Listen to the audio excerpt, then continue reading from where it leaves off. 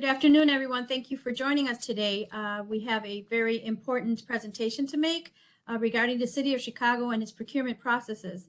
Today's presentation will be conducted by Victoria Wright. She recently retired as a senior analyst for the City of Chicago, reviewing and analyzing certification applications. My name is Irma Lopez.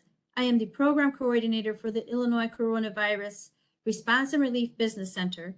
I will be providing my contact information in the chat. Please do not hesitate to reach out to me. If you have any questions, please provide them in the chat, and I'll be reading them to Victoria at the end when she completes her presentation. Without further ado, I'll hand it over to Victoria. Victoria, thank you. Thank you, Irma. Like Irma said, I was a senior certification officer. I just retired in January from the city after 33 years with the City of Chicago. And 11 of those years I was in procurement services and doing certification through marketing and doing actual audits for all of the programs that the city has, which include MBE, WBE, VBE, BEPD, and DBE as well as ACDBE, which we'll be doing that workshop on Friday for DBE and ACDBE. So I look forward to anyone who will be joining us on Friday. So today I'm going to be going over the procurement processes that are specifically geared towards the City of Chicago. And if you have questions, I'm willing to take questions at the end. If it's an individual question specifically about you or your company, if you don't want to ask it on this platform, you can always email me or Irma, but I am willing to answer questions at the end about procurement as well as about certification. So I cannot stress enough that all agencies have their own procurement process. So today I'm going to go over the City of Chicago processes. But if you are a small business, you should be looking for contract opportunities everywhere, not just the City of Chicago. And I also want to remind that the City of Chicago has over 30 city departments, but they do not handle the procurement process for Chicago Public Schools or CHA or Chicago Park District. All of those entities have their own procurement process, and you do have to go to their websites to find out the process. You must do your research for each agency. You must follow their procurement protocols when bidding, because if you get them mixed up and, City of Chicago is doing one thing, even the county has their own process. So you have to know the process before you decide to bid so that you don't make any mistakes. The City of Chicago website is a wealth of information. I did put the website here just in case. I will talk about some of the information on the website next week when we do Your Business is Certified. How do you take advantage of that? So I will talk about information that's on the city website, but I cannot stress enough that you should always, always check the websites of the agencies that you want to do business with. So the procurement process in the City of Chicago, user departments decide what they want to buy. Then the departments work with the Department of Procurement Services to create a bid package. So with the 32 plus city departments, there are so many things that the City of Chicago purchases, from the health department, ordering masks, gloves, syringes. There's a wealth of things they have to order. Fire department, they have things they have to order. Facilities department, they have to order brooms and mops and paint. So there's lots of things that are purchased, and every year, every department has to decide what it is they want to purchase, and they come through the Department of Procurement Services to create a bid package. The process begins with the city's formal publication for an invitation to bid. So that process goes through. Right now, the invitation to bid is published in the Chicago Sun-Times, but most people don't read the paper newspaper anymore. But you can also sign up for DPS alerts, and I'm going to talk about DPS alerts a little bit further in the presentation. But you can actually have the bids that are on the street for the city of Chicago every Monday. They go out in what's called a DPS alert. So you can always check the Sun Times for the city of Chicago, or you can have the alerts sent to you directly in your email address, with your email address. So the procurement process, the bid package provides potential bidders with a general description of the city's need, where to obtain the bid information, and the deadline for submitting the bid. So when you pick up a bid, if it's a hard copy, it is picked up in the city hall bid and bond room on the first floor. And I'm going to talk about the electronic bid process a little further, because the city just started using e-procurement, because we're trying to get away from so much paper. So right now there's 2 ways, and they will tell you if it's something that you can pick up hard copy or if it's something you can do electronically. When you pick up a bid, you must make sure your contact information is correct in order to receive any changes or updates to a bid. So say a bid goes out for trees down at Main Street, like Michigan Avenue, and it might say they need trees to go from Roosevelt all the way down to State Street. But all of a sudden the bid changes and they want to go a little further than State Street. If the only way you can get that information is that they have the proper contact information to send you that, because you don't want to put in a bid for 10 blocks and it's supposed to be 20 blocks. So you must keep, in anything you're doing with the city, you have to keep your contact information up to date. It is illegal for city employees to provide a bidder with material that gives that bidder an advantage over other bidders. So on the bid opportunity list that comes out every Monday, there is a contact information for that bid. And it is the contract administrator in DPS that is handling that bid. And we do, can't say we do, they encourage you that if you have questions, that you call that employee. The electronic copy of the bid opportunity list has a link, and it actually gives you the contract administrator's phone number. You can call that person or you can email. It might be an email or a phone number, but you can get in contact with that person. If a bid goes out and you have a general question, it has to be a general question. They will help you if you have any questions, but it can't be information that, just like I said, that gives you an advantage over other bidders. But if you have a general question, you can call the contract administrator. All city contractors are required to pay employees the city minimum wage, at least. So you should pay, you can, nowadays people need to be paid higher than minimum wage, but at the least it's the minimum wage. Construction contractors are also subject to the Illinois Prevailing Wage Act. So you have to keep up with that. Business Affairs and Consumer Protection has all the information regarding salaries. When does the minimum wage go up? And you have to be on top of paying your employees the required wage amount.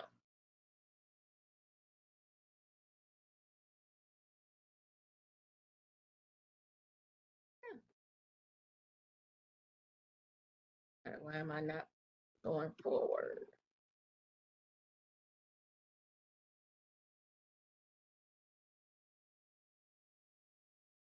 Irma.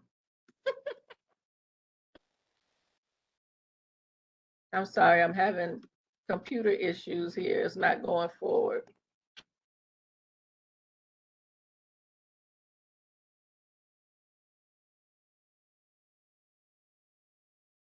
I don't know. Irma, are you on? I'm sorry, I'm talking to myself this whole time, and I'm saying this, you're not the only one. Everyone has been having trouble at some point or another Now mine may appear a little bit different than yours because I have a PDF. So let me bring it up. I'll start sharing. It's still the same though. Okay. I'm just I saying don't know it why I can't. when it comes to scrolling, it may be looking a little different. Is that good? Yeah, I'm on the next one. The next slide. Okay. Okay. So I hope everybody can see what's on the screen. But bid openings.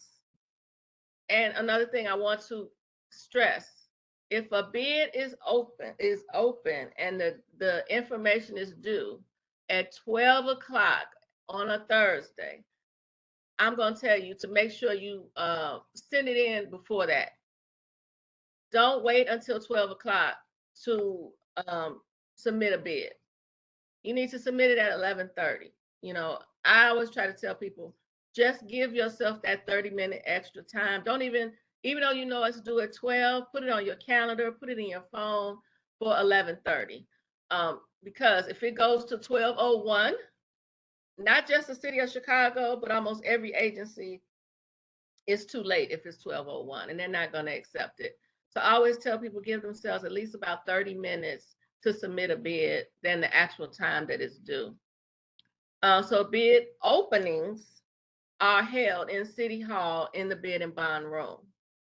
And the bids are read aloud and it's posted on YouTube Live. So sometimes people did come down to the bid and bond room, and I'm gonna say all this pre-COVID, the room would be full when they would read aloud the bids. But now we are in an age of electronics, just like this workshop. Everything is posted on YouTube. And basically what this is telling you is what everyone bid. So if 5 people submitted a bid, you can hear what everyone bid on that contract. So you it's basically transparency so that someone can say, well, hey, I think I had the lowest bid. All you have to do is check the YouTube or actually do the live reading aloud of the bid opening. And everything is provided online within 24 hours. So before contracts are awarded, even though it's read aloud, the DPS staff, there's actually a committee, not just DPS staff, but it's going to be the DPS staff, it's going to be the department that is actually making the purchase. Sometimes there are subject matter experts, and it's a team. So it's a review of all the documents, and they're making sure that you submitted everything that was requested in the bid. So if you left out one thing, or if you left out a calculation and didn't add it properly, that can eliminate you from the process. So I'm always telling people, be careful, make sure you dotted all your I's, crossed all your T's, use a calculator when it comes to counting something, because if it's off by 10 cents, it could be the difference between you winning and losing a contract. Documents are complete, and it's the lowest and most responsible bidder. So it's not just that you gave a low bid, but they also want to know that it's responsible. So again, back with the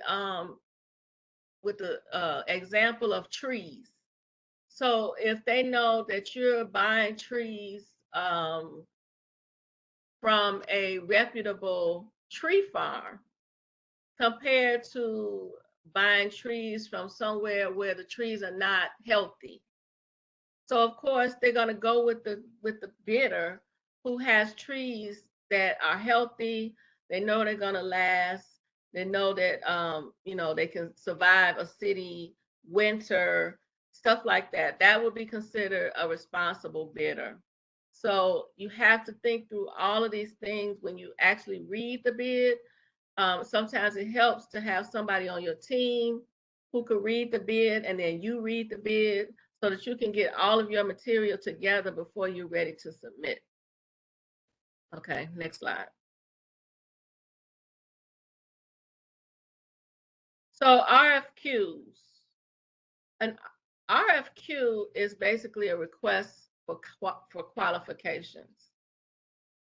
RFQs are typically used to award master consulting agreements to a pool of qualified vendors. The RFQ is used because the city's interest in the capabilities of the vendor is more important than the price of the actual service.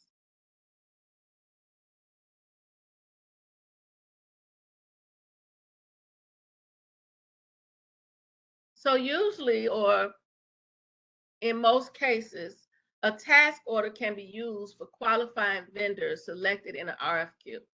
So in my time with the city, I'm going to use an example, a real example that happened while I was in procurement.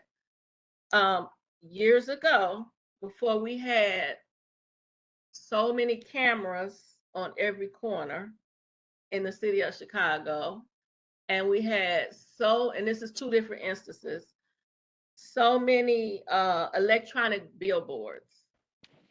So more specifically with the electronic billboards, we didn't have those in Chicago that much. So they did an RFQ to find out how many companies could actually provide those type of billboards. They have paper billboards everywhere, but the city of Chicago wasn't sure how many vendors could actually provide a bid for an electronic billboard. So the city Department of Procurement Services did an RFQ, brought all the vendors down who were interested. They were able to submit their RFQ, talk about their business, and then a task order can be used. What's a task order? A task order provides exclusive bidding to certified minority and woman-owned businesses only. So that means this allows minority businesses to take 100% of the contract because there are no subcontractor goals associated with the project. And to explain that in more detail, most of the time when a contract goes out, anybody can bid. A small business, a large business. And then if it's a large contract, there's a set aside for a small business, and that's when we start using MBEs or WBEs or DBEs and ACDBEs. But on a task order, it goes out to small businesses only, and you have to be certified as an MBE or a WBE to even bid. But the advantage is that you don't have to worry about all these bigger companies who have way more experience in the process because you're working with other small businesses that are trying to bid on something.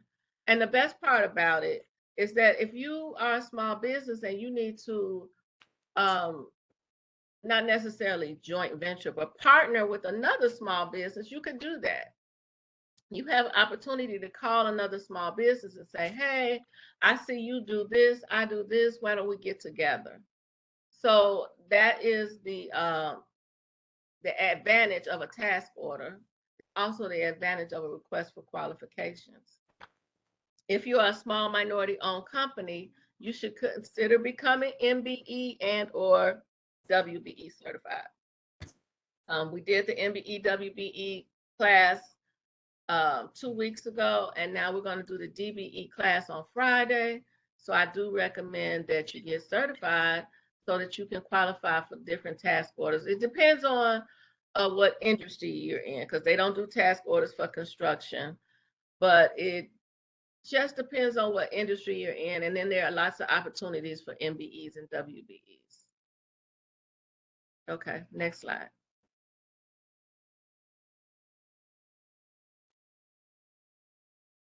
So the different types of contracts are job order contracts, which is construction, and sole source contracts. There are other smaller types of contracts, which I'm not going to go over today. I will talk about them at the end and tell you where you can find the information about those. But a job order contract is a procurement method used to solicit bids from companies who possess a high degree of technical expertise and knowledge in a specific trade. So JOC is usually used in construction only. And the difference with a JOC contract is basically the city of Chicago is going to tell you how much they're going to pay you. You basically are giving your qualifications, you're giving your expertise information, but you're not bidding because the city tells you how much they're going to pay for that job. Another thing is JOC is used a lot in CHA. So Chicago Housing Authority uses JOC a lot. So that is a type of contract that the government uses. Sole source contracts. The city of Chicago tries to stay away from sole source contracts only because they're used when a department finds a vendor that is the only one with the unique skills and or resources needed. Now, the city of Chicago rarely believes that there's only one vendor that can provide something. They will do an RFQ before they'll do a sole source. So if they do an RFQ, which is request for qualifications, they're trying to find out, is there more than one company that can provide the service? They don't want to narrow down that all contracts go to one person. That's why they try to stay away from sole source contracts. They want to be able to give people the opportunity, or more than one company, the opportunity to share in the possibility of being paid and to do work for the city of Chicago. But if there is, and I'm just going to use this as a very funny example, like if they needed light poles that had sprinklers on them, we've never heard of that. But if they wanted a light pole that had a sprinkler, and there was only one company in the Chicagoland area that could do that, then they would consider them a sole source. So that's just an example, but like I said, the city does try to stay away from sole source contracts. Next slide.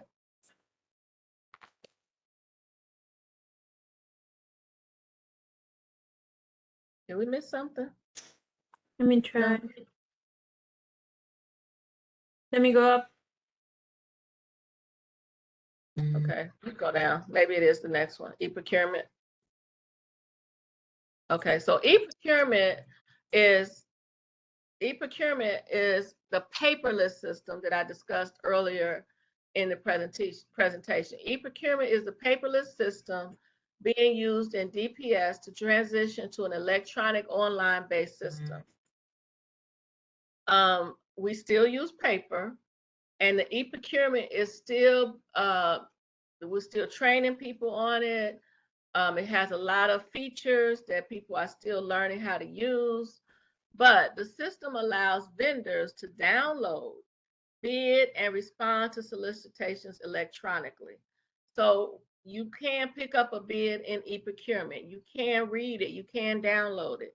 Not all bids are in e-procurement yet, but that is the goal, to get everything done electronically. You can respond to bids and RFPs and RFQs in e-procurement. There is a link for e-procurement. I didn't put it in the system because if you haven't already picked up a bid, when you pick up a bid that's in e-procurement, it gives you the information of how to get into e-procurement and how to do everything in the system. And I believe it actually gives you all the directions and who to contact if you need help with it. You can also self-maintain and update businesses' pertinent information. This goes back to the contact information that we talked about. You have to keep all of that information up to date. If there's a new owner in your company, you should be letting the city of Chicago know that. All of this information has to be kept up to date. One of the advantages is that you can view and track payments and invoices in e-procurement. So if you are a subcontractor and you're working with a larger company, you can see when your primary contractor got paid. And the city of Chicago takes that very seriously. So if the prime contractor got paid, he should be paying his subcontractors. And if he's not, DPS is an advocate for small businesses. So if the prime contractor is not paying you, you should definitely contact the Department of Procurement Services to talk to someone about that. And you could say, hey, I saw that e-procurement that that my prime got paid, but they haven't paid me. Of course, you should go to that prime first and let them know that you saw that in e-procurement they got paid, and so that you're looking for a payment as well. But DPS is an advocate for small businesses, so if you don't get a payment, then that's a problem, and then you should also be contacting DPS to find out about those payments. E-procurement ensures all contracts are processed, sorry, I should say processed quickly and in accordance with all ordinances, laws, and regulations.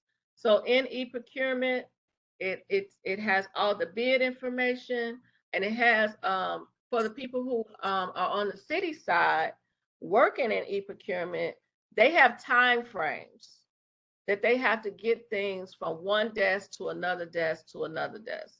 So that's why it means process quickly and in accordance with all the rules and regs. So if it's sitting in a city department too long, someone else on another end is going to know that it sat too long. And then if it should go to DPS, and then it goes back to the city department, and then it goes to finance. All of these things are tracked in e-procurement, which makes it better for the small business. It makes it better for the prime contractor because you can find out what's going on with all contracts. Next slide.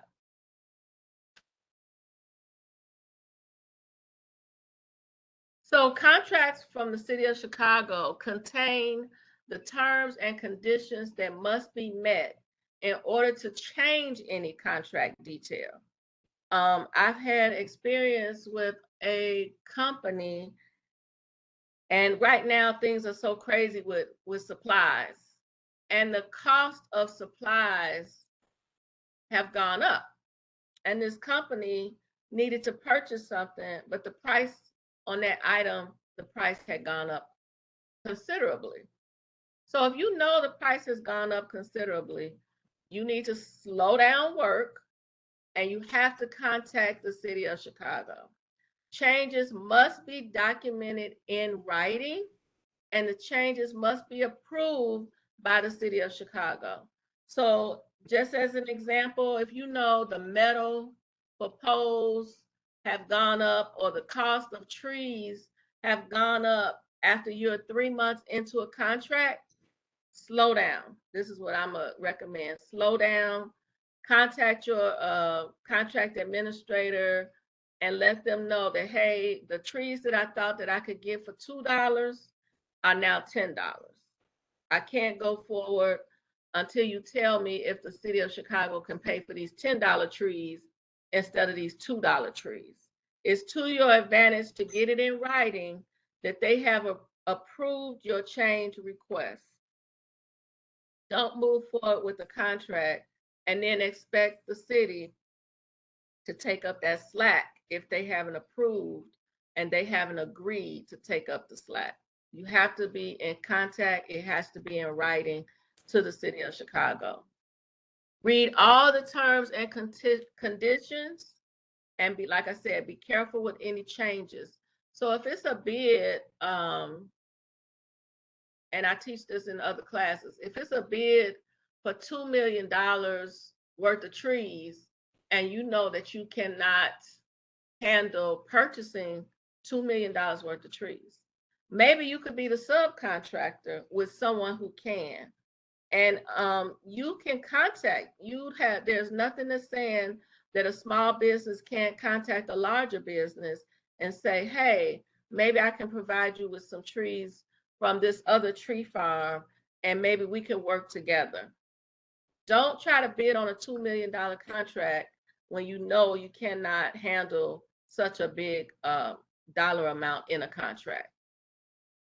A contractor that proceeds with change work without permission takes the chance of not being paid. So that goes back to making sure you document everything and receiving something from the city of Chicago that says that they agree with your change or with your cost change request. Next slide. So resources. I 100% recommend that you sign up for DPS alerts. That's the thing I just talked about on the first slide. DPS alerts with the City of Chicago gives you the bid opportunity list every Monday. The bid opportunity lists are the bids that are actually out on the street right now and available to bid. And that bid opportunity list actually has the contract administrator. So if you have questions, it'll also tell you how to pick up the bid and when the bid is due. But you have to read through all that information.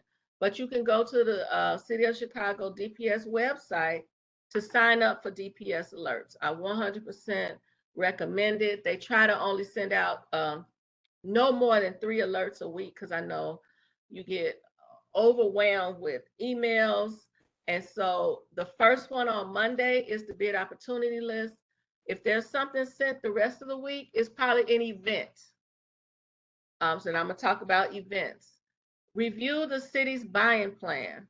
So the buying plan is a 15-month forecast of everything that's going to be purchased, not just by the 30-something city departments, but the city buying plan has gotten so big that if you don't go down and get a hard copy of it, you have to look at it online because there are like 13 to 15 different agencies in the buying plan right now.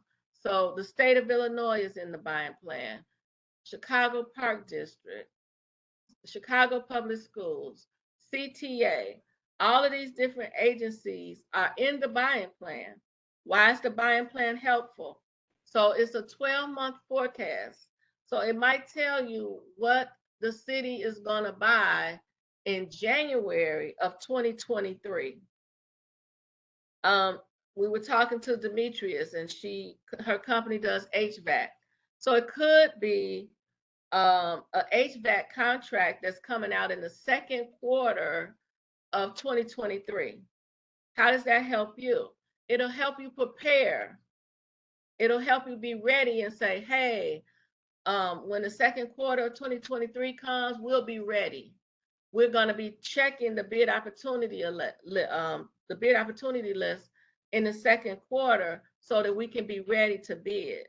And that is across the board for all of these departments. Now, I'm not going to say that the buying plan, it could change because maybe it gets pushed back to the third quarter of 2023. But if you check that buying plan, you will at least know what's coming. And actually in next week's class, I will discuss what to do with that information. So the buying plan can be seen on the DPS website at www.cityofchicago.org/DPS. It's on the first page and it says buying plan. So when you click on it, you'll get the PDF version of the buying plan and you can save it to your own computer so that you can see everything and look at it at your own leisure. That way, if it's a department or if it's an agency that you know you don't want to do work with, if you don't want to do work with CTA, then you just don't look at CTA. You don't want to do work with the Park District, then you just don't look at the Park District. You can keep going through the pages to find the departments and the agencies that you want to work with. Review DPS resource guides. On the homepage of the DPS website, there are so many resource guides, so many books for you to read, to know about certification, to know about procurement. I think it's at least 5 different resource guides, and I can't name them all off the top of my head, but there are books and information for you to read through so that you know anything you need to know about what's going on in DPS. Attend events. I can't stress enough to attend events that the city is giving, CMS is giving, which is the state. All of these agencies have their own procurement events. And don't just stop with government agencies because universities have events, because most universities, hospitals, they also try to purchase in a diverse way. They want contracts with diverse companies. So they have events, and that's what the DPS alert, the city DPS alert tries to make you keep you informed of events that are going on. Aviation is having a huge event this week. Today is Wednesday. I think it ends tomorrow, but they do a huge event, and then they do little small events as well. Like this one for aviation this week, you had to pay, but they also do smaller events where you don't have to pay to attend. Before you attempt to bid, make sure you have pertinent information available. Pertinent information would include tax returns, business tax returns. Sometimes businesses slip into not filing taxes. You need your tax returns. You need to file taxes on an annual basis for your business. Do you have personnel information? Do you have W-2s? Do you have 1099s? You have to have all that information ready when you're ready to bid. If you are certified, I stress this all the time in the certification classes. Keep a copy of your certification letter. You need to save it on your computer so that if somebody asks you for your certification letter, you have it. Whether it's a city letter, a county letter, a CMS state letter, whoever certified you, you have to keep up with that letter because it can be used, and 100 is going to be used during a contract. Can you handle the work in the bid? If you read it and you think you can handle it, if you have any doubts, don't bid. It's a lot of paperwork. It's a lot of work. If you don't think you can do it, don't bid on it. Find something else that you know you can do and you know you can handle. Make sure you have staff to complete all the tasks. Like I said, if you have to partner with another company, take that into consideration. Can you hire staff? Do you know where to find staff? Is it something that can be, can you use a union agreement to hire union workers? You have to check all of those bases before you attempt to bid. So you have to think about all those things before you are ready to actually bid. Next slide. Questions? Questions?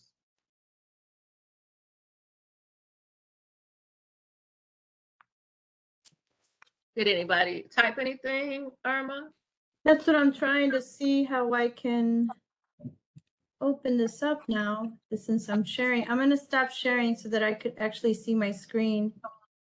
Okay. So from Demetrius, he has is the federal minimum wage or the state. I believe he's referring to the employment or employee. Is that correct, Demetrius?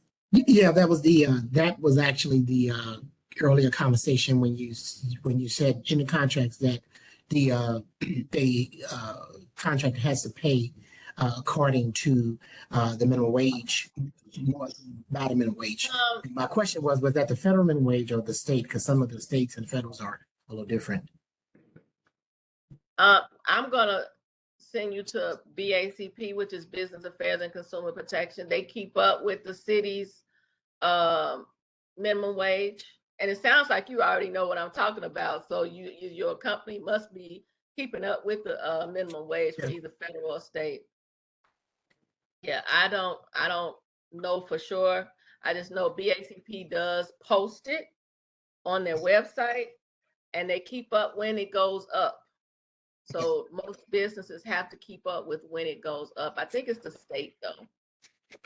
And I know it is that in Illinois is a little different. So the second question on there, you've already answered. Ms. Lopez already gotten an answer about the hard copy of the buying plan. So I did receive that already going to the website. So you can cancel that question. Yeah, if you wanted a hard copy, you would actually have to go into DPS in City Hall on the 8th floor. So but I can actually copy what's down on the download, right? Because I download yes, from that. Okay. And I recommend Yeah, I recommend downloading it because then you can go through it at your own pace. Okay. It's on your computer. You can go down because I think, oh my God, it's gotten huge. The book is so big because it's so many agencies in it. So that way you can take your time and go through it to find what it is that you want to bid on. It's 116 pages, so Yes. thanks. I just had a couple of comments because I was following on your, the different pointers that you brought up. Earlier, I was in another,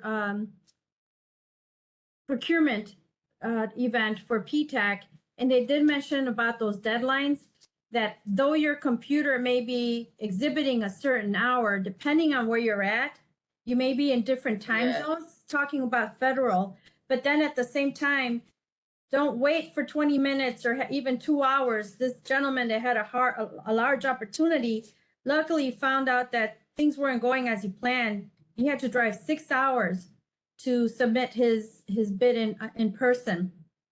So what I'm saying is, don't rely on hitting that in the last minute.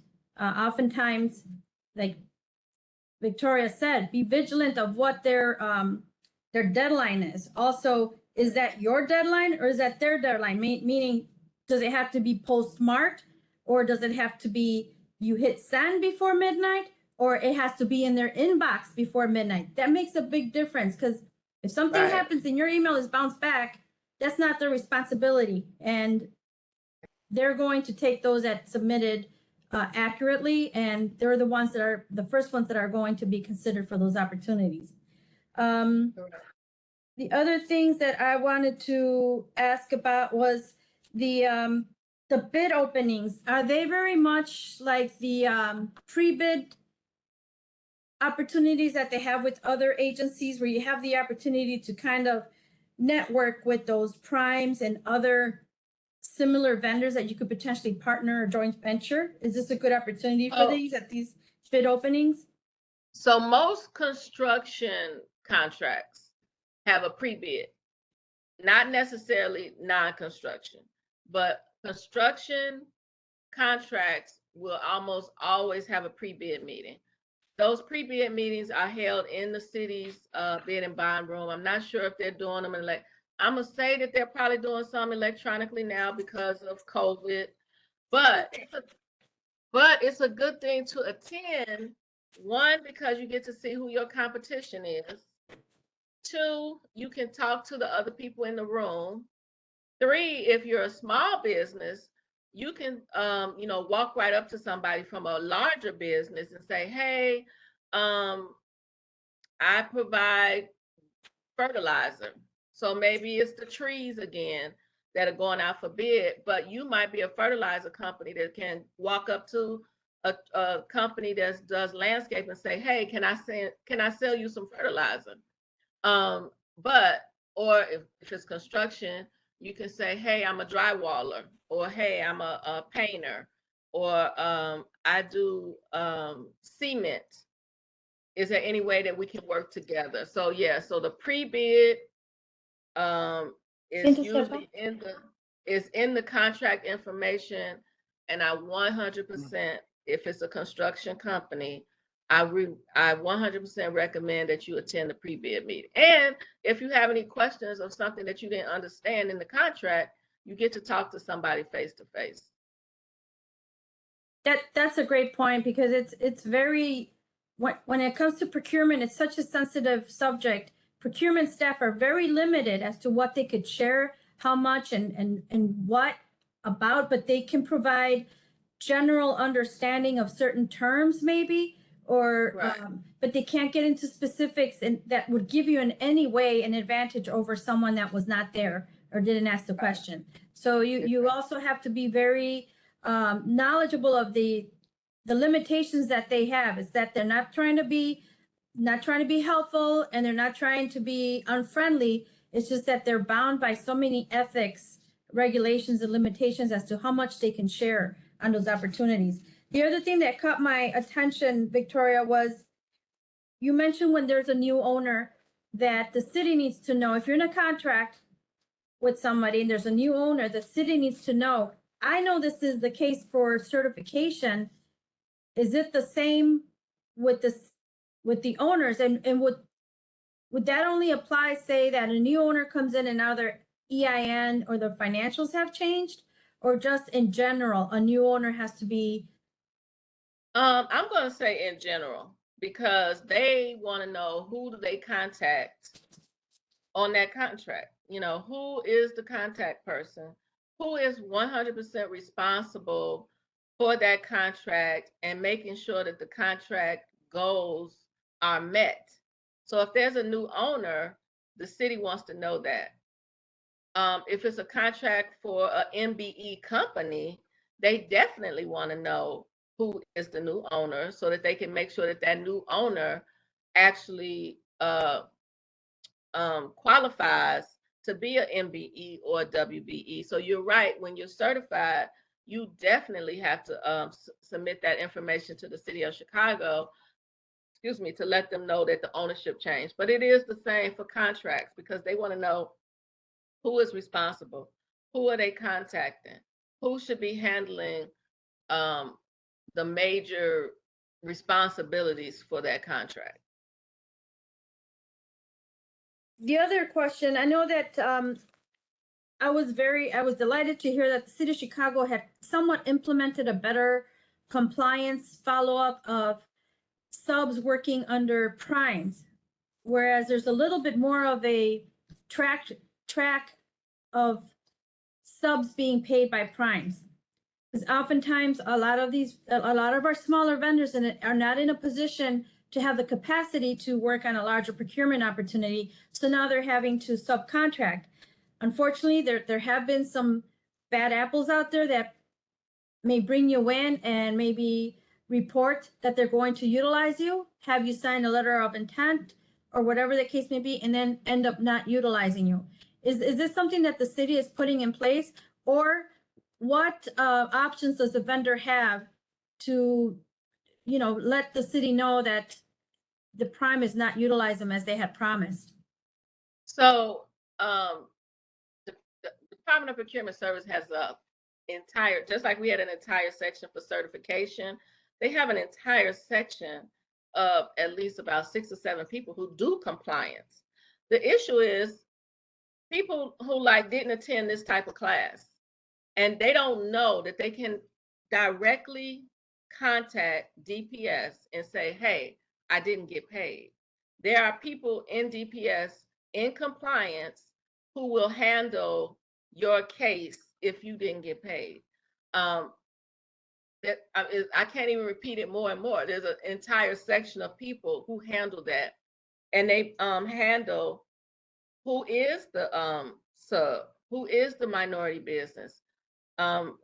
When I was in the office, my desk was here, and maybe 10 feet down, there was somebody in compliance, and they could walk down to us and say, hey, do you have a cert letter for such and such? Or do you know this company? Are they certified? Because this company put their name down to use them in a contract. But the compliance people are trying to make sure that letter is up to date. You can't have a letter that expired and you didn't keep your certification up. As well as if a prime is not paying a sub, the compliance officer, it is their job to get in touch with that prime to find out why they didn't pay the sub. But not enough small businesses know that they can do that. Is it the same, what I have heard frequently is that they don't utilize you, so you haven't conducted any work.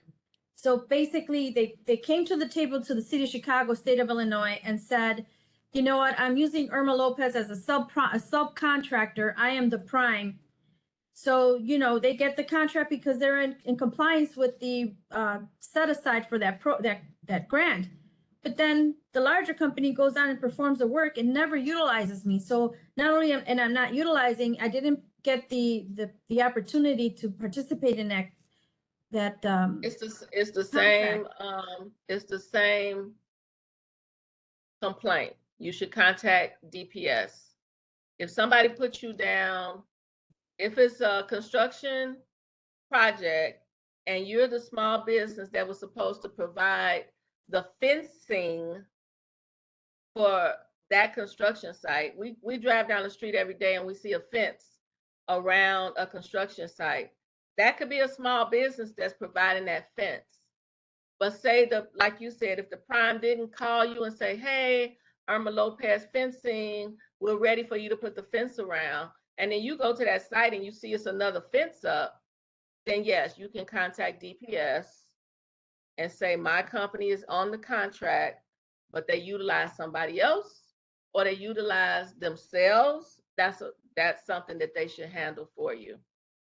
That's a great thing to have, because oftentimes a vendor will not report a prime for fear of jeopardizing that relationship. That's very true. That becomes the problem. Is either they don't know they can contact DPS, or they are afraid to contact and snitch on the prime. But how you get paid? You can't get paid unless somebody puts a fire up under them to utilize you and to pay you.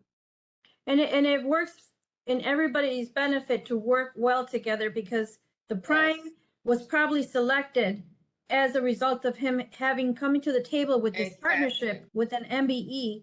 So he's not doing themselves any favor, but it all relies on the vendor coming to the city of Chicago. I don't know how the city of Chicago works, but with the state, unfortunately, that the contract is between the state and the MBE. So they're dealing with the MBE directly. Unless the sub doesn't come and tell the state, your prime is not utilizing, did not pay me, or whatever the case may be, the state doesn't know. They think everything's going as planned, that everything's going, within compliance. But unless nobody brings this to their attention, but I believe that last I heard, they were implementing some type of compliance tracking tool to ensure that the prime is paying the sub and a timely basis. And then it's another thing that I've heard oftentimes is, as a subcontractor, always make sure that you read your payment stipulations. Are you going to get paid immediately upon the prime getting paid, or are you going to get paid when you finish your job? And if they're going to wait for the prime, how long after he gets paid do you get your payment? So it's a lot of homework to do, but the opportunities are there. It's just a matter of, learning and attending more workshops like this, because sometimes it's easier to just ask the question from the expert as opposed to reading pamphlets and sending emails. So we take advantage of experts like Victoria here. And I had one last question in regards to changes to a contract. I know personally of a vendor with the state of Illinois that provided he landed the best contract with a large pharmacy provider, only for the prices for the products. Let's say they were, how do you call it? Injections, syringes. So he signed on with this large pharmaceutical company to be the subcontractor for these syringes. Somewhere along the line, the syringes prices went up. So because it was in the contract with this large pharmacy, the pharmacy did not forgive the fact that the prices went up. The small business went out of business because they had to adhere to the stipulations of the contract. They had to continue providing these syringes at a loss to the small business. So I have never heard any about changes. So I'm really happy that that's an option, that the city is mindful of the fact that small businesses. Well, I want to say you can request the change request. Doesn't mean it's going to be approved. It doesn't mean it's going to be approved. And right now, I don't know if that was recent that you were talking about, but we know right now in this pandemic, in these past 2 years, everything has gone up. Everything. I cannot say out of my mouth that a change order is going to be approved, especially if a contract started 3 years ago and now it's going up. It is at the mercy of the commissioner for the city. It is at the mercy of the state. It is at the mercy of CTA, whoever is in charge of procurement, to say, okay, we understand, we'll pay the higher rate. But and it does affect smaller businesses more if they don't accept it. But you have to try, and that's why I tried to give the recommendation: don't keep working until you get the answer. Because if you keep working, they're gonna say, "Oh, well, you can handle it then. You worked for 6 months and you kept buying this expensive material, then you can handle it." If you have to slow down a little bit and be like, "Oh, I can't work as fast because I can't afford this higher material." You don't want to make it look like you can handle it. I hate to say it, it might sound bad. You might try to keep going, but you want to make it so that they can see that you really do need that change request. And you got So- it. Sure. Go ahead, Demetrius. I just wanted to follow up on Ms. Lopez's question a little bit more deeper. So is there in each one of those areas, is there a process once you've been rejected? Is there another due process that says, okay, I want to do an appeal to make my case or anything like that on any of those at all? Are you talking about in a contract bid? Yeah, I'm talking about it in the contract. You've been working for long, and the prices have gone up, and you submit your request and say, "Hey, my price is going up, so I'm waiting. Will you pay?" And they said no. Is there some type Yeah, of that's always well, can I talk to the next person higher? Can I talk to the next person higher? Once you hit the CPO or for the city, it's called the chief procurement officer. But if you're going to do that, you better have every document, you better have every piece of paper to support why you should get that change order approved. It's another thing of everything in writing, everything documented, documentation from whoever you're going to purchase from. Why did they go up? If they can send you something to say why their price went up. If you can't always ask for the next person up. Okay. Yes. Communication is key. If it's a city department, of course you're going to be working with the people in that department. But then if you have to, then you go to DPS. You'll end up talking to a deputy. If you don't like the deputy, then you can say, "Well, I want to go to the CPO." But if you're going to go that far, you better have all your I's dotted and your T's crossed and all the paperwork you need to support whatever it is that you're trying to do. And it should be a considerable amount that's very, cost prohibitive. You don't want to say, "Oh, this went out 3 cents. Now I'm going to make $30 Right. less." Don't waste their time and Right. don't waste yours. Yes. So I think this pretty much handles all our questions. Demetrius, I want to later have a conversation with you. I don't think the company is currently certified by BEP. So we want to look into it. And then if there's a possibility for you to getting City of Chicago certification, I will direct you and provide you information for that. Cindy is asking, will there be a recording? Yes, there will be a recording. There's a YouTube channel for the Chicago Minority Supplier Development Council, but feel free to send me an email. I'm going to send you my email again in the chat. Reach out to me if you have any questions, and I'd be happy to help out. PowerPoint presentation that will be available too, right? Victoria, are you okay with us sharing it? Yes, your PDF version, yes. Yes, And I will share that. I just always try to tell people anything in a PowerPoint can change. So you have it. It is good information, but you have to remember all these agencies. It can change tomorrow. It can change tomorrow. But keep in contact or stay on top of what is on the department's website. Just like when I talk about certification, keep up with the rules and regs. It could change tomorrow. I'm going to give you as much information as possible that is basic and useful, but it can change. Like maybe they won't call e-procurement e-procurement. next week they might have changed the name of e-procurement to something else. So yes, the PowerPoint it's okay to give out the PDF of the PowerPoint. Yeah, and she has some of those departments are listed within that PowerPoint. Google them. They have some amazing newsletters. I see them every week, and they provide not only procurement and, you know, city licensing and such, but they provide any other resources available that perhaps are not provided by the city, but as an informational piece, they provide resources available through other government entities. So I highly encourage you to visit their website, sign up for their newsletters, and just stay updated and informed. As Victoria said, things are changing on a daily basis, and especially in the situation that we're living in now, the amount of changes that take place is unbelievable. So being informed and being current on all your information and your certifications, your license, your permits is extremely important to the, you know, your business, and to maintain it fluid and constant.